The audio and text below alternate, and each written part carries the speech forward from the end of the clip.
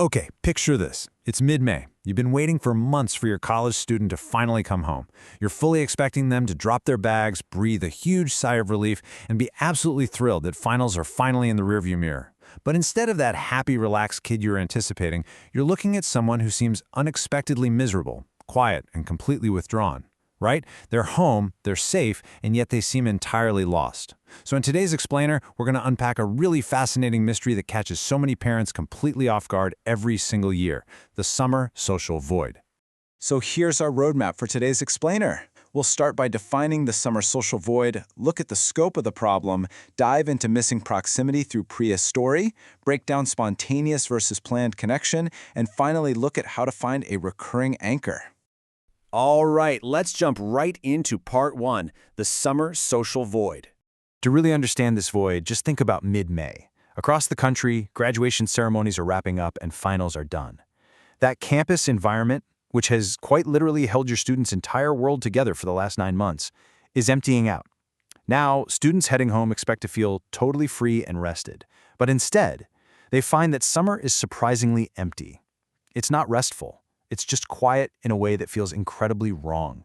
And this brings up a massive paradox that leaves us parents scratching our heads. I mean, you look at your kid and think, why are they so lonely? They've got their smartphone glued to their hand 24/7, all their friends from high school and college are literally just a text away, and they have absolutely zero homework. You expect a relieved child, but instead, you find one who's texting their friends constantly, yet somehow feeling completely and utterly disconnected. It looks like they're connected, but internally they're experiencing a profound sense of isolation. Which brings us to part two, the scope of the problem. Now, if you've been sitting there wondering if your child is the only one struggling with this, or if you're maybe overthinking it, well, the data is actually staggering. This difficulty transitioning from the buzz of campus to the quiet of summer is a widespread, measurable phenomenon. Take a look at this 2024 survey conducted by Active Minds. They polled nearly 44,000 college students. Out of that massive group, a shocking 57% reported feeling lonely.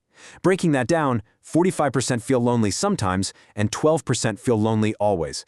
That means well over half of all college students are actively dealing with this specific brand of loneliness. So if your student is struggling, they're absolutely in the majority here. This isn't just a mood swing, it's a systemic issue. And honestly, the stakes here are quite high. The data shows that students who reported experiencing this loneliness were more than 4 times as likely to experience severe psychological distress. 4 times! Loneliness isn't just a fleeting feeling of sadness, it is literally one of the strongest predictors of depression and anxiety in this specific age group. And as researchers point out, this distress spikes highly predictably at the exact moment the built-in social structure of the college campus disappears. Let's move on to part 3, Priya's story and missing proximity. Grounding all this data in a real-world example makes it incredibly clear. Take Priya, a recent grad who moved back home to a suburb of Cleveland. Now, from the outside, everything looked perfectly fine. She had friends living nearby and a great new job lined up for August. But despite all those positive factors, she found that every single day at home felt slower and emptier than the one before it. Priya described her situation perfectly when she said, "I keep texting people, but it's just not the same." Man, does that hit the nail on the head? This brilliantly illustrates the core illusion of the digital age. We assume that because our kids can text, snap, or video chat with their friends constantly, they're socializing. But Priya's experience proves that digital connection simply cannot replace the physical proximity of college life. She was missing the actual texture of being near her people. Which leads perfectly into part 4, spontaneous versus planned connection. This brings us to a major light bulb moment regarding what actually breaks down when students leave the dorms. It's not that they suddenly forgot how to make friends. It's that the environment fundamentally changed the rules of engagement. We really need to look at this crucial concept of social infrastructure. This is the built-in system of proximity, shared schedules, and daily routines that makes friendship happen automatically. On a college campus, this infrastructure is everywhere, and frankly, students rarely even notice it while they're in it. It just operates totally in the background. Understanding this is a game changer because it helps parents see that a student's loneliness isn't a personal character flaw. It is a structural loss. They haven't lost their friends. They've lost the underlying system that made accessing those friends incredibly easy. Let's compare these two environments directly. On campus, connection is spontaneous. It's built right in. Students bump into people in the dining hall. They overhear conversations in the library. They end up talking for an hour in the hallway outside of class. None of this requires any conscious effort.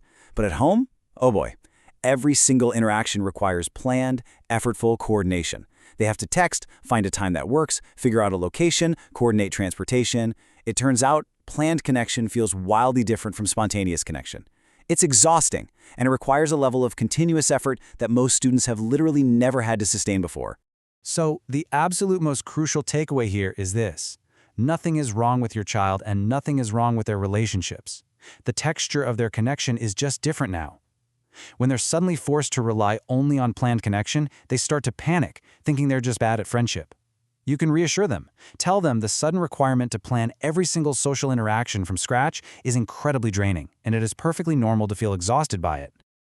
All right, part 5, finding a recurring anchor. So how can we step in and help rebuild this lost social infrastructure? Well, the good news is you don't need to build a packed 24/7 calendar for them. You just need to help them build a bridge. Your very first step as a parent is how you frame the conversation. Start by normalizing the feeling. Let them know that feeling a bit lost or lonely in May and June is practically a rite of passage.